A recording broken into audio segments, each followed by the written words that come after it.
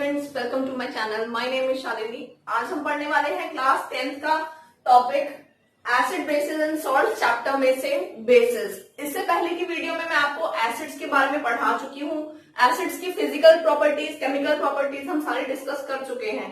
तो जो स्टूडेंट मेरे चैनल पे फर्स्ट टाइम विजिट कर रहा है वो उन वीडियोस को भी देख सकता है, सीक्वेंस में आप देख सकते हैं। तो आज हम पढ़ेंगे बेसिस और उसके बारे में इंट्रोडक्शन, उसके साथ हम पढ़ेंगे फिजिकल एंड केमिकल प्रॉपर्टीज। चलिए स्टूडेंट स्टार्ट करते हैं।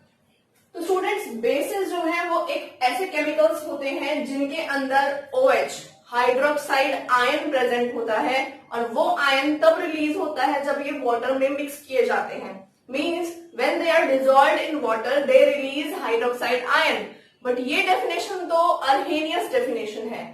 प्रीवियस टाइम में काफी पहले जब ये डेफिनेशन नहीं आई थी, अर्हेनियस कंसेप्ट नहीं आया था, उस टाइम पे बेसिस को माना जाता था कि ऐसे केमिकल्स हैं जो टच में सोपी होते हैं, मतलब उनका जो टच है वो स्लिपरी होगा, they are slippery in touch like soaps, and उनका जो टेस्ट होगा वो बिटर होगा। अगर कोई एडिबल बेस है, बेसिक सब्सटेंस है जिसको हम कंज्यूम कर सकते हैं, तो वो खाने में कड़वा होगा। एडिबल सब्सटेंस मतलब कि जिनको जो नेचुरल सब्सटेंसेस हैं, अगर उसमें बेसिक सब्सटेंस प्रेजेंट है। तो स्टूडेंट्स, हम इन्हीं बातों को लिख लेते हैं। बेसिस होते क्या हैं? बेसिस, पहली बात ये, basis are soapy in touch. First point ये है, bases are bitter in taste. Taste wise जो होंगे बिटर होंगे। And bases convert red litmus paper into blue.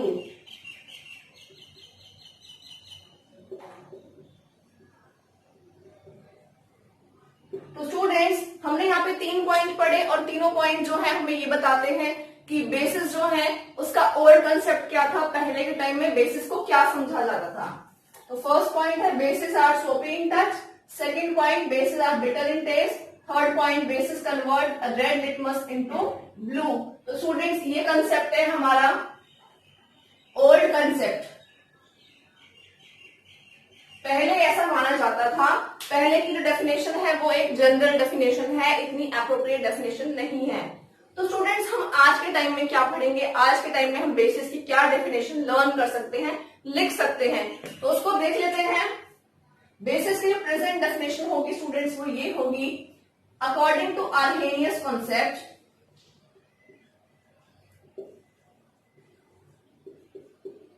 अर्हेनियस concept हमारा क्या कहता है स्टूडेंट्स, उसको लिख लेते हैं। डेफिनेशन लिखते हैं सबसे पहले, those chemical substances, those chemical substances which release या which liberate OH minus ion, इसको बोलते हैं hydroxyl ion, hydroxide ion in aqueous medium. Aqueous medium में अगर वो रिलीज करते हैं OH माइनस आयन, तो स्टूडेंट्स उनको हम क्या कहेंगे? उनको हम बेसिस कहते हैं। तो according to Arrhenius concept, those chemical substances which liberate OH minus मतलब hydroxide ion in aqueous medium. चलिए अब इसकी हम इक्वेशन देख लेते हैं। क्या इक्वेशन है? किसी भी बेस का मैं एग्जांपल ले रही हूँ, बहुत कॉमन एग्जांपल है NaOH, सोडियम हाइड्रोक्साइड। अगर हम इसको वाटर में डिसॉल्व करते हैं, मैं यहाँ पे एरो के ऊपर वाटर लिख रही हूँ, एक्वस मीडियम में अगर हम इसको डिसॉल्व करेंगे, देन क्या होगा? It will dissociate into Na plus and OH minus ion, and दोनों आयंस हमारे वाटर के अंदर प्रेजेंट होंगे, इसलिए हम ब्रैकेट में लिख रहे हैं एक्वस, AQ। इसे लिखने से ये शो होता है कि ये पानी के अंदर, वाटर के अंदर सॉल्यूशन फॉर्म में प्रेजेंट है। तो स्टूडेंट्स, ये थी अर्हेनियस कंसेप्ट की डेफिनेशन। तो इसका मैं एक और एग्जांपल आपको दे देती हूं, calcium hydroxide, calcium hydroxide CaOH whole twice. आपने ये पढ़ा होगा पहले भी, इसको लाइम वाटर भी कहते हैं। अगर इसको हम वाटर में डिसॉल्व करेंगे तो it will furnish calcium 2 plus ions. Calcium ions जो डाइवेलेंट होता है, 2 पॉजिटिव चार्ज होगा, एंड हाइड्रोक्साइड की हमें यहाँ पे 2 OH माइनस चार्ज मिलने वाले हैं स्टूडेंट्स पर मॉलिक्यूल। मतलब एक मॉलिक्यूल अगर कैल्शियम हाइड्रोक्साइड का हम डिसोसिएट करते हैं तो हमें OH माइनस हाइड्रोक्साइड आयन जो है वो 2 मिलेंगे पर मॉलिक्यूल, एक मॉलिक्यूल में से। तो this was the definition of basis. ये होते हैं बेसिस। अब हम पढ़ते हैं क्लासिफिकेशन ऑफ बेसिस। क्लासिफिकेशन में हम पढ़ेंगे सबसे पहले कि टाइप्स कौन से हैं बेसिस के, उनको डिस्कस कर लेते हैं स्टूडेंट्स। तो क्लासिफिकेशन की हेडिंग डाल देते हैं, क्लासिफिकेशन ऑफ बेसिस। तो students classification of basis, basis की तरह ही हमने एसिड को भी क्लासिफाई किया था बहुत सारे टाइप्स में। स्ट्रेंथ क्या क्या, स्ट्रेंथ के बेसिस पे होते हैं स्ट्रॉन्ग एसिड, वीक एसिड, वैसे यहाँ पे स्ट्रॉन्ग बेस, वीक बेस। और कंसंट्रेशन के बेसिस पे डाइल्यूट एंड कंसंट्रेटेड हम देख सकते हैं। And on the basis of number of hydroxide liberated, जितने OH लिबरेटेड होंगे उसके बेसिस पे भी हम डिस्कस करेंगे। तो चलिए स्टूडेंट्स बेसिस की क्लासिफिकेशन कर लेते हैं। 3 वेज में करने वाले हम क्लासिफिकेशन। पहली है on the basis of strength, कि कौन सा स्ट्रॉन्ग बेस है और कौन सा वीक बेस है। तो लिख लेते हैं इस बात को, on the basis of strength.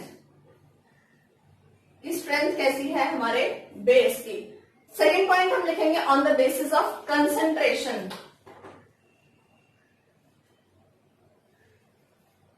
Concentration कैसी है। एंड थर्ड बात हम ये लिखेंगे कि हमारा जो बेस है उसमें कितने OH माइनस आयन रिलीज हो रहे हैं। तो हम लिख देते हैं यहां पे number of ionizable OH minus ions, कितने आयनाइजेबल हाइड्रोक्साइड आयंस प्रेजेंट है उस मॉलिक्यूल में, उनका नंबर क्या है। तो स्टूडेंट्स बेसिस स्ट्रेंथ के बेसिस पे 2 हमने डिवाइड किया है, strong base and weak base. Concentration के बेसिस पे हम इसको कह सकते हैं डाइल्यूट या कंसंट्रेटेड, ये तो बहुत इजी है, पहले भी डिस्कस किया है। And number of ionizable hydroxide ion के बेसिस पे हम इसको 3 में डिवाइड करेंगे। 3 में डिवाइड करेंगे। सबसे पहली क्लासिफिकेशन हमारी ये होने वाली है कि हमारा जो OH माइनस रिलीज हो रहे हैं वो कितने हैं। अगर वो 1 रिलीज हो रहा है तो हम इसको कह सकते हैं मोनो एसिडिक। अगर 2 रिलीज हो रहे हैं तो हम कह सकते हैं डाई एसिडिक। अगर 3 रिलीज हो रहे हैं तो हम कह सकते हैं try acidic basis.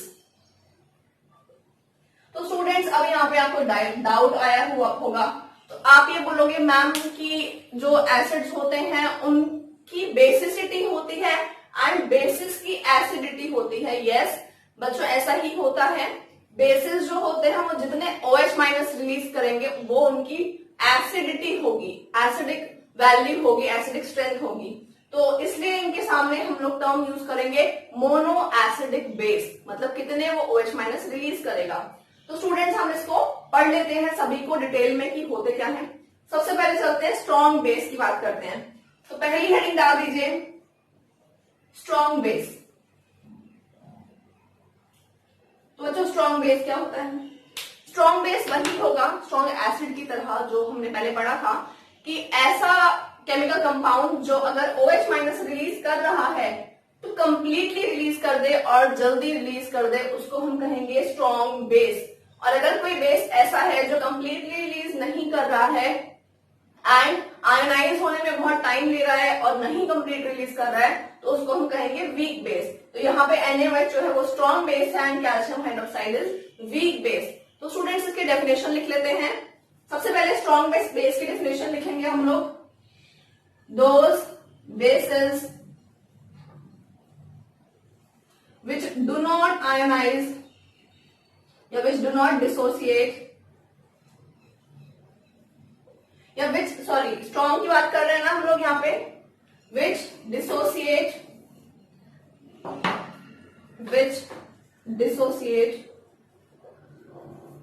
rapidly and completely मतलब कि ऐसे होते हैं बेसिस जो जल्दी भी आयनाइज हो जाए, डिसोसिएट हो जाए एंड कंप्लीटली भी आयनाइज हो जाए। तो हमें इन दोनों फैक्टर्स को ध्यान रखना है। तो स्ट्रॉन्ग बेसिस के इस तरह से हम एग्जांपल लिख लेते हैं स्टूडेंट्स। हमारे पास एग्जांपल है NaOH सोडियम हाइड्रोक्साइड और KOH पोटेशियम हाइड्रोक्साइड, ये दोनों ही स्ट्रॉन्ग बेसिस हैं। तो स्टूडेंट्स हम रिएक्शन लिखेंगे इनकी। NaOH इन एक्वस मीडियम मतलब वाटर के प्रेजेंस में क्या रिलीज करेगा, जल्दी बताओ। Na+ रिलीज करेगा एंड OH- रिलीज करेगा। ठीक है स्टूडेंट्स, इसी तरह से हमारे पास अगर यहाँ पे KOH है तो वो वाटर की प्रेजेंस में K+ एंड OH- रिलीज करेगा। अब यहाँ पे एक दो चीजें हमें लिखनी है कि ये एक्वस है, एक्वस है मतलब वाटर के अंदर प्रेजेंट है,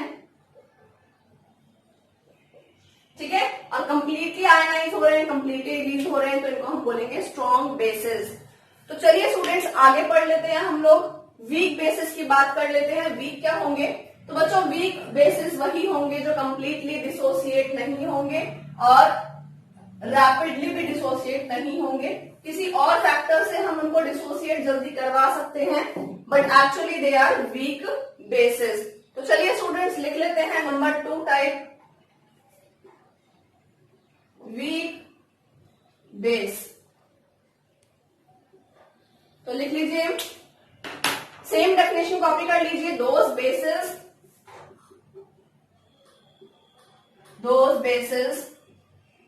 which do not dissociate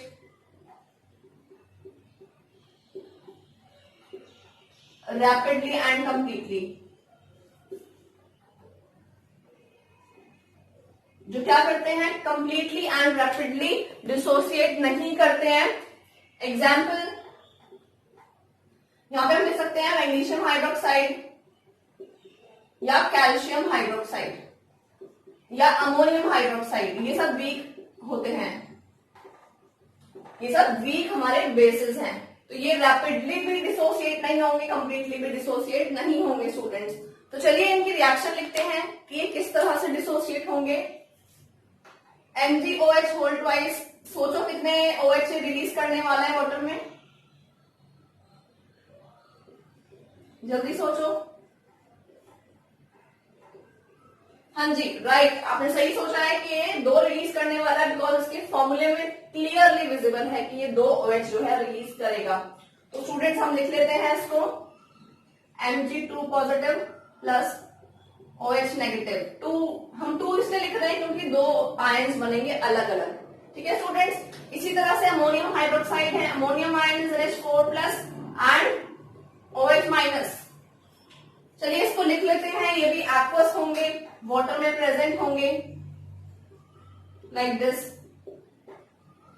ठीक है बच्चों, तो ये कंप्लीट हो गया है हमारा ammonium hydroxide, magnesium hydroxide. And कई बुक्स में आपको ये जो एरो है ये इस तरह से नजर आएगा। इसका मतलब यही होता है कि ये कंप्लीटली डिसोसिएट नहीं हो रहे हैं और ये वीक बेसिस हैं। वीक के केस में आपको, वीक एसिड बेस के केस में आपको इस तरह का एरो देखने को मिल जाता है। तो चलिए स्टूडेंट्स अब हम डिस्कस करते हैं 3rd and 4th type dilute and concentrated.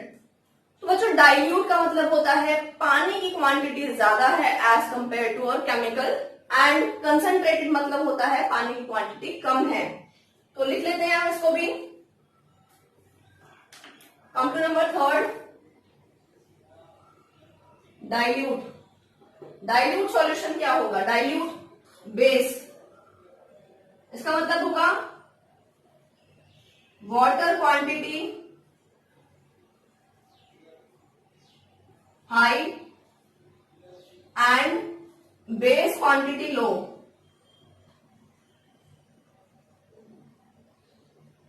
किसी सॉल्यूशन के अंदर जो वाटर की क्वांटिटी है वो हाई होगी और बेस की क्वांटिटी लो होगी। एंड 4th पॉइंट है हमारा कंसंट्रेटेड बेस।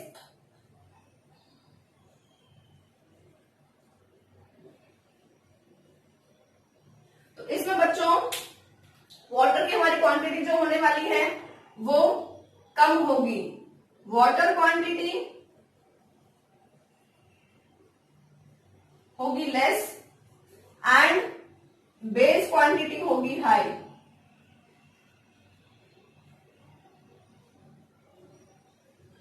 तो स्टूडेंट्स यहाँ पे हमने ये देखा है कि डाइल्यूट किसे बोलेंगे, कंसंट्रेटेड किसे बोलेंगे। डाइल्यूट में वाटर की क्वांटिटी हाई होती है, कंसंट्रेटेड में बेस की क्वांटिटी हाई होती है। This is the main point you have to note here. चलिए आगे चलते हैं। आगे हम पढ़ेंगे यहाँ पे number of ionizable OH minus के बेसिस पे कितनी बेसिसिटी जो है हमारे सॉल्यूशन में बेसिस की प्रेजेंट होगी। तो बच्चों यहाँ पे 3 है हमारे पास, मोनो एसिडिक, डाइएसिडिक और ट्राई एसिडिक को हमें डिस्कस करना है। चलिए डिस्कस कर लेते हैं। सबसे पहले हम लिखेंगे मोनो एसिडिक बेसिस।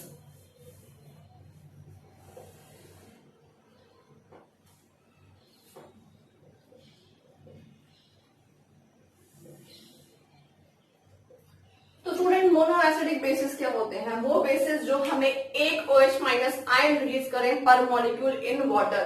लिख लेते हैं इसकी definition. Those basis which dissociate into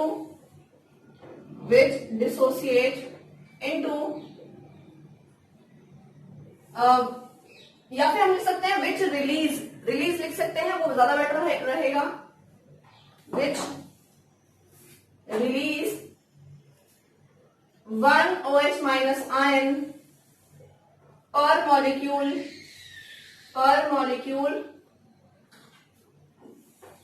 when dissolved in water। तो वाटर में जब हम इसको डिसॉल्व कर रहे हैं तो 1 OH माइनस आयन हमें दे रहा है पर मॉलिक्यूल। तो स्टूडेंट्स इसका एग्जांपल बहुत सिंपल होगा। जिस फॉर्मूले में आप सिर्फ OH एक बार देख रहे हो, that is the example of this mono acidic basis. तो बच्चों क्या एग्जांपल हो सकता है इसका, मोनो एसिडिक बेसिस का? इसका एग्जांपल रहेगा NaOH and KOH। You are right. तो यहाँ पे हम लिख लेते हैं example NaOH, sodium hydroxide and KOH, because they release, NaOH and KOH दोनों ही क्या रिलीज कर रहे हैं वाटर में, एक्वस मीडियम में। Both are releasing 1 OH minus.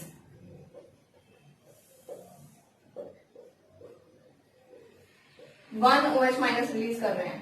ठीक है स्टूडेंट्स, तो ये जो एग्जांपल है वो हमारा मोनो एसिडिक बेस का एग्जांपल है। इसी तरह से डाई का एग्जांपल लिख लेते हैं हम लोग। तो स्टूडेंट्स नंबर 6 पे आ जाइए। नेक्स्ट है हमारा डाई एसिडिक बेस।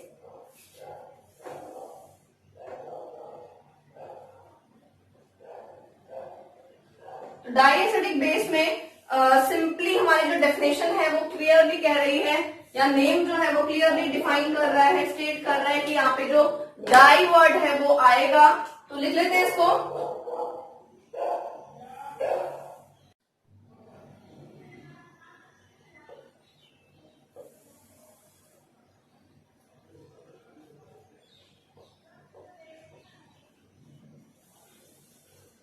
तो स्टूडेंट्स आप यहाँ पे सेम डेफिनेशन लिख सकते हो, बस यहाँ पे 1 OH माइनस आयन की जगह पे आपको 2 OH माइनस आयन आपने कर देना है। और डेफिनेशन में एग्जाम्पल जो आप लिखेंगे तो कैल्शियम हाइड्रोक्साइड, मैग्नीशियम हाइड्रोक्साइड लिखेंगे, बिकॉज यहाँ पे 2 OH माइनस रिलीज हो रहे हैं, जैसा कि आप मॉलिक्यूल में देख सकते हैं। तो स्टूडेंट्स इसको डिसोसिएट करके दिखा देते हैं। Calcium 2 positive plus 2 OH minus, यहाँ पे Mg2 positive plus 2 OH minus. तो यहाँ पे हमारे पास जो रिलीज हो रहे हैं वो 2 OH माइनस रिलीज हो रहे हैं, इसीलिए एग्जाम्पल है डाई एसिडिक बेसिस का। तो चलिए स्टूडेंट्स हम चलते हैं अब नेक्स्ट पे, थर्ड पे चलते हैं। इसके बाद में third type try acidic basis. 7th है हमारा ट्राई एसिडिक बेसिस। तो डेफिनेशन आप लोग सेम लिखिए। डेफिनेशन में बस वहां पे रिलीज 3 OH माइनस आयंस कर देना, 3 OH माइनस आयंस पर मॉलिक्यूल। एक मॉलिक्यूल से 3 OH माइनस आयंस रिलीज होने वाले हैं। तो एग्जांपल देख लीजिए, एल्यूमिनियम हाइड्रोक्साइड, वाटर में इसको मिक्स करते ही इट विल फर्निश या फिर it will release 3 OH minus ion. तो स्टूडेंट्स आप यहाँ पे देख रहे हो ये एग्जांपल है ट्राई एसिडिक बेसिस का। तो चलिए हम इससे आगे चलते हैं। इसके सामने हम लोग डिस्कस करेंगे क्लासिफिकेशन के बाद फिजिकल प्रॉपर्टीज ऑफ बेसिस। तो चलिए हेडिंग डाल देते हैं। Physical properties of basis. इससे पहले हमने एसिडिक फिजिकल प्रॉपर्टीज भी डिस्कस कर ली थी, आज हम physical properties of basis discuss करेंगे। तो स्टूडेंट्स यहाँ पे पहली बात ये है कि इनका टेस्ट कैसा होता है, लिख लेते हैं टेस्ट। देन टच की बात करेंगे, तो टेस्ट कैसा है इनका, यस बिटर टेस्ट है। Soaps are the example of bases, soap जो है वो हाईली बेसिक होते हैं तो उनका टेस्ट बिटर होता है। अगर आप चेक करना चाहें तो चेक कर सकते हैं, बट चेक मत करना, ठीक है।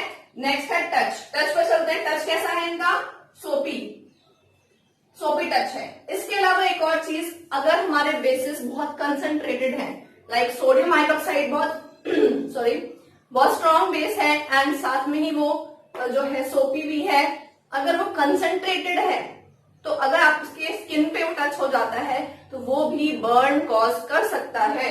तो सोपी के साथ साथ लिख सकते हैं हम लोग concentrated basis, concentrated bases can cause burns on skin। तो स्किन पर एसिड्स की तरह ये भी बर्न्स कॉज कर सकते हैं। अब चलते हैं नेक्स्ट में, टेस्ट हो गया, टच हो गया। अब बात कर लेते हैं हम इलेक्ट्रिकल कंडक्टिविटी की। इलेक्ट्रिकल कंडक्टिविटी, तो स्टूडेंट्स इलेक्ट्रिकल कंडक्टिविटी की बात करेंगे हम यहाँ पे। ये भी अच्छे कंडक्टर्स होते हैं बिकॉज ये भी आयंस में डिसोसिएट हो सकते हैं। स्टूडेंट्स जो भी मेटालिक कंडक्टर्स होते हैं, मतलब हमारी वायर्स होती हैं, बहुत सारे अप्लायंसेस होते हैं, उनको हम मेटालिक कंडक्टर्स बोलते हैं। उनमें कंडक्ट कैरी करने के लिए, इलेक्ट्रिसिटी कैरी करने के लिए इलेक्ट्रॉन्स होते हैं जो एक जगह से दूसरी जगह मूव करते हैं और उन्हीं के फ्लो को हम करंट कहते हैं। बट यहाँ पे सॉल्यूशन में, एक्वस मीडियम में करंट कैरी करने के लिए कुछ ऐसे मॉलिक्यूल्स चाहिए, ऐसे आयंस चाहिए, स्पीशीज चाहिए जिनके ऊपर चार्जेस हो और वो मूव करें तो करंट फ्लो करे। तो हम कह सकते हैं कि जो भी चीजें डिसोसिएट होंगी लाइक दिस, जो पानी में डिसोसिएट हो सकते हैं, आयंस प्रोड्यूस कर सकते हैं, वो पानी में इलेक्ट्रिक करंट को कंडक्ट जरूर करेंगे। तो यहां पे हम लिख लेते हैं इलेक्ट्रिक कंडक्टिविटी में bases are good conductors of electricity, good conductors of electricity because they release ions in aqueous medium। तो aqueous medium में ये अगर रिलीज करते हैं आयंस तो इससे हम लोग कह सकते हैं कि हमारा जो करंट है वो कंडक्ट होगा और ये अच्छे कंडक्टर्स हैं। स्टूडेंट्स इसके आगे हम बात करेंगे एक टर्म जिसे हम कहते हैं एल्कलीज। एल्कलीज का मतलब क्या होता है स्टूडेंट? एल्कलीज का मतलब होता है ऐसे बेसिस जो वाटर सॉल्युबल हो उनको एल्कलीज कहा जाता है। तो इसकी डेफिनेशन लिख लेते हैं, एल्कलीज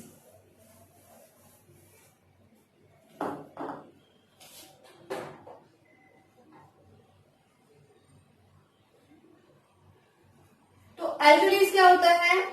ऐसे बेसिस जो वाटर सॉल्युबल है उनको एल्कली कहा जाता है। तो लिख लेते हैं इसकी डेफिनेशन को, those bases which are water soluble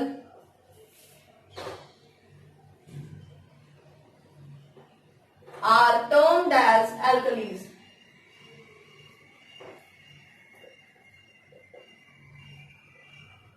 and student जो पानी में सॉल्युबल नहीं होते उनको एल्कलीज कहेंगे? नहीं कहेंगे, बिल्कुल नहीं कहेंगे। एल्कलीज वो होते हैं जो वाटर सॉल्युबल होंगे, बेसिस। ठीक है स्टूडेंट्स, अब इसके आगे चलते हैं, एग्जाम्पल्स की बात कर लेते हैं।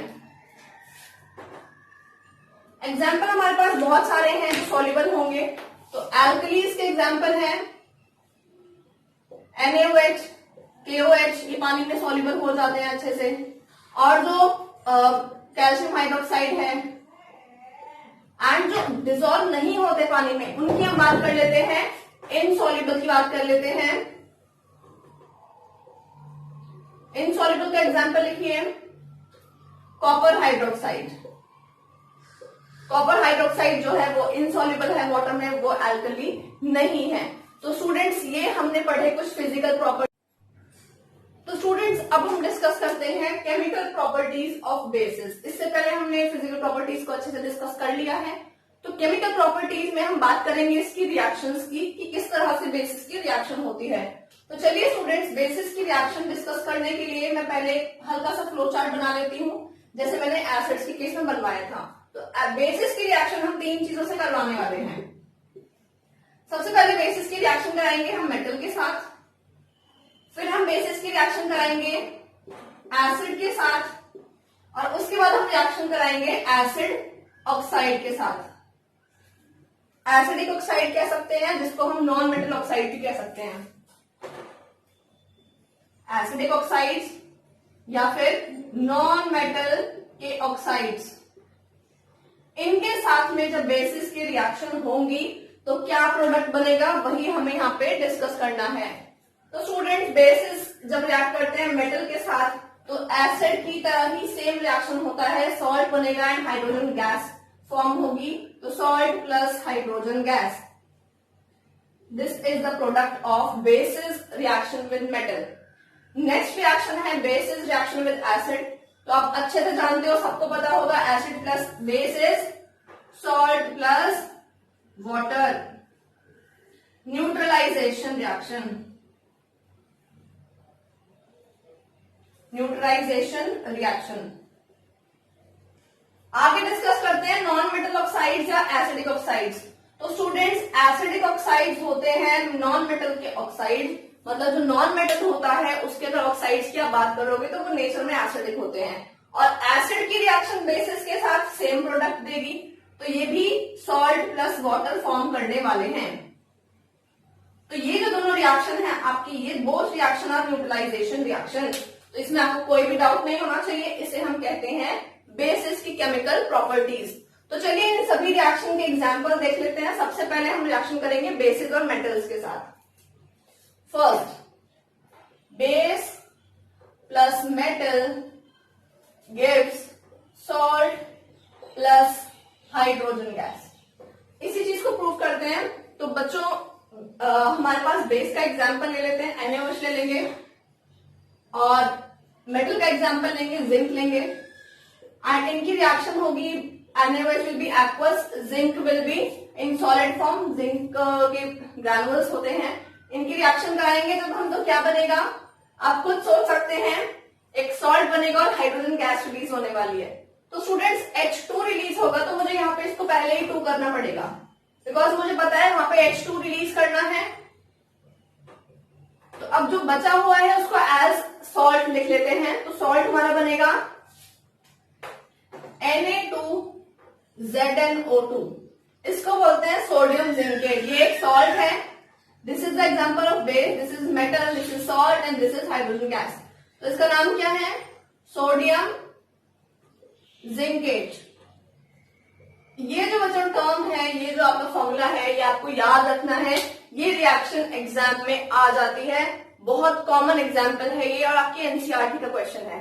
ठीक है स्टूडेंट्स, इसके आगे चलते हैं हम नेक्स्ट रिएक्शन पे, टाइप 2 पे। टाइप 2 है हमारी reaction of base with acid. Base और एसिड की रिएक्शन होगी तो क्या होगा, सबको पता है, सॉल्ट और वाटर रिलीज होगा। इसको भी लिख लेते हैं। बेस का एग्जांपल आपके माइंड में आ गया होगा, बहुत सिंपल एग्जांपल है, NaOH, एसिड का HCl।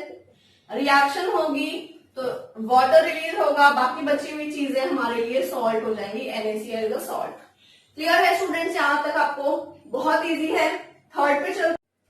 तो स्टूडेंट्स, थर्ड एग्जांपल है नॉन मेटल ऑक्साइड के साथ रिएक्शन करवानी है बेस की।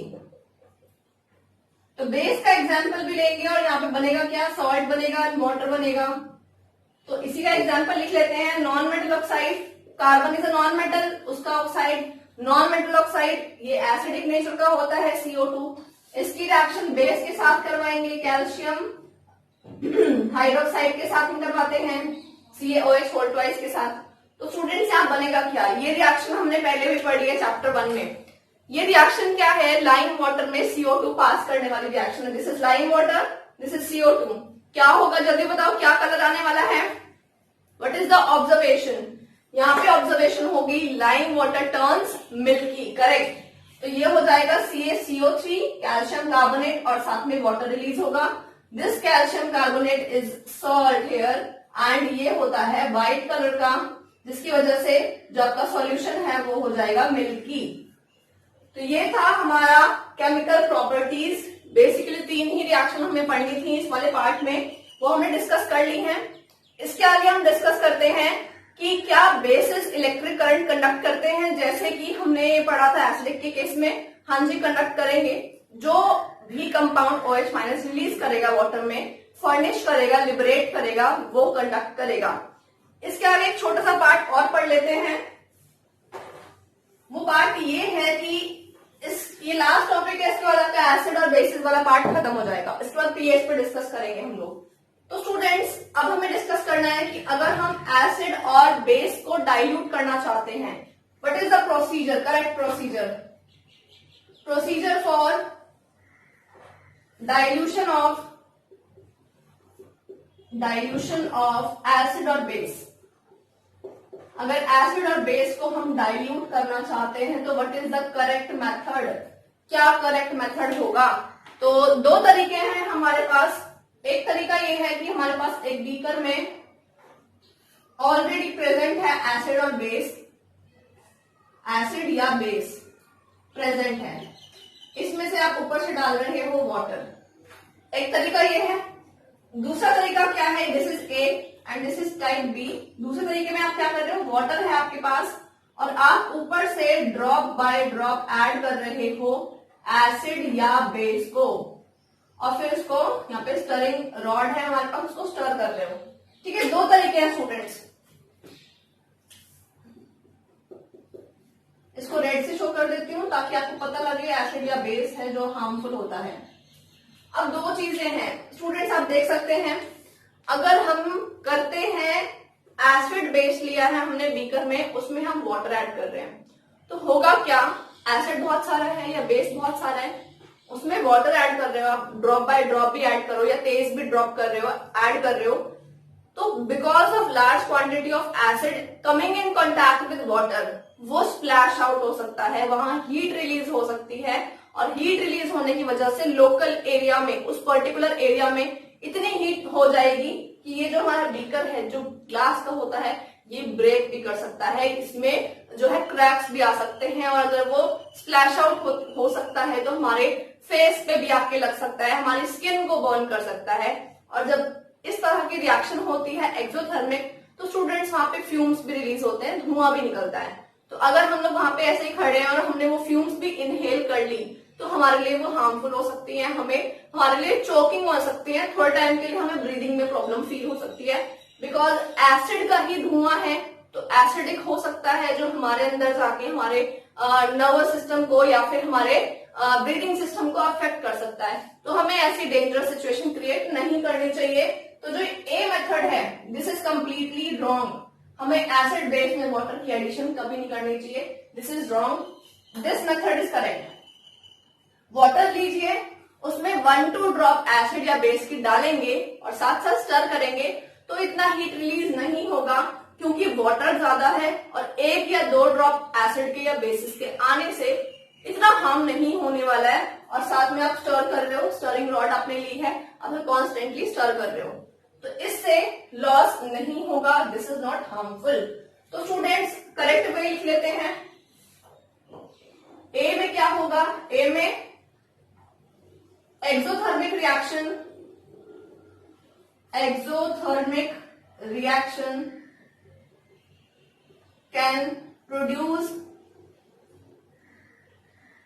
local heat and splash out, and the acid can splash out. Acid base can splash out splash out हो सकता है, फॉर्म फ्यूम्स, या फिर स्प्लैश आउट कर जाए या फॉर्म फ्यूम्स कर ले, या फिर हमारे जो बीकर है उसको ब्रेक कर दे। Beaker can break. तो फर्स्ट जो हम कर रहे हैं, अगर मेथड हम फर्स्ट फॉलो करते हैं तो it can harm us because it can produce local heat, large amount of heat, and acid base can splash out, form fumes, beaker can break, and it is dangerous for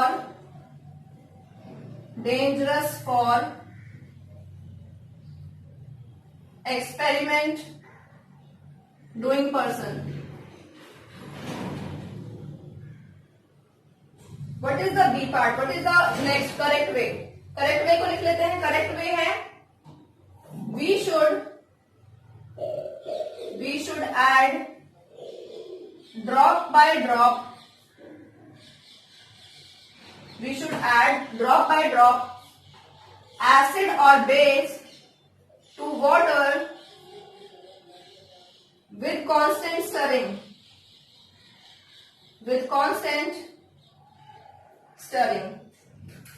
constantly इसको stir करते रहें और दोनों को add करते रहें तो हमारे लिए हार्मफुल नहीं होगा। मेन बात नोट करने वाली यह है कि ये एक्सोथर्मिक है, हीट प्रोड्यूस करेगी, स्प्लैश आउट हो सकता है, फ्यूम्स बना देगी और ब्रेक कर सकता है बीकर, और हमारे लिए ये डेंजरस सिचुएशन हो सकती है। ठीक है स्टूडेंट्स। और दूसरी बात ये है कि अगर आप सही मेथड फॉलो करते हैं, ड्रॉप बाय ड्रॉप ऐड करेंगे और स्टरिंग करेंगे कॉन्स्टेंटली, तो ये मेथड जो है हमारा करेक्ट वे होगा ऐड करने का। किस चीज को? डाइल्यूशन करने का ये करेक्ट मेथड होगा। चलिए स्टूडेंट्स, आज की वीडियो में हमने बहुत कुछ पढ़ा। हमने बेसिस के बारे में, फिजिकल केमिकल प्रॉपर्टीज एंड उसका इंट्रोडक्शन कंप्लीट किया है। नेक्स्ट वीडियो में हम पीएच के बारे में पढ़ेंगे। अगर मेरी वीडियो अच्छी लगी हो तो उसको लाइक जरूर करें और मेरे चैनल को सब्सक्राइब जरूर करें। Thank you.